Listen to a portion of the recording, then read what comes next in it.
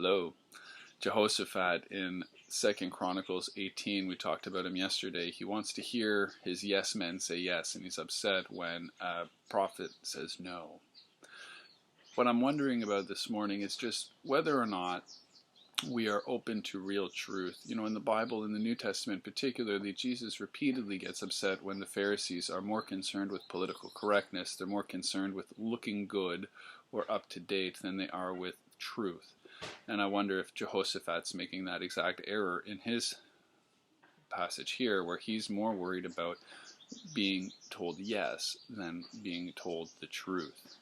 Are there truths that you and I are scared of or reluctant to accept? Are there truths that you and I have decided upon a long time ago and maybe need to reflect on, maybe need to reconsider? Probably. I don't know what they are for you. They're going to be different for everybody. But you might want to take some time to consider a truth that you've simply taken as assumed for a very long time. Where do they fit? I know we talk about these kind of things, like as elders we'll say stuff like, oh, well, who am I to judge?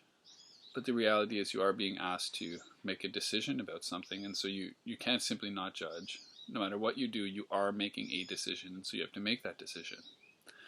Each of us have our own challenges along these lines. We have our own issues we need to think through. But you might take some time today to consider an assumption that you've just taken as bedrock truth for a very long period of time, and maybe you'll be reconfirmed, and that's great.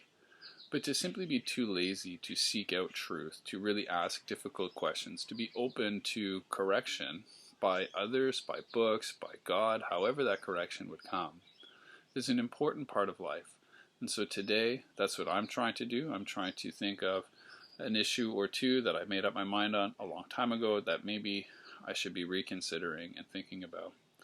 I leave it to you to decide which ones that you would do, and I would pray that God would give each of us the patience, the humility, and the courage we need to do such a practice as to reconsider long-lasting assumptions, to be open to somebody or something that is saying no, or to change us some way, and help us, Lord, to be able to do that.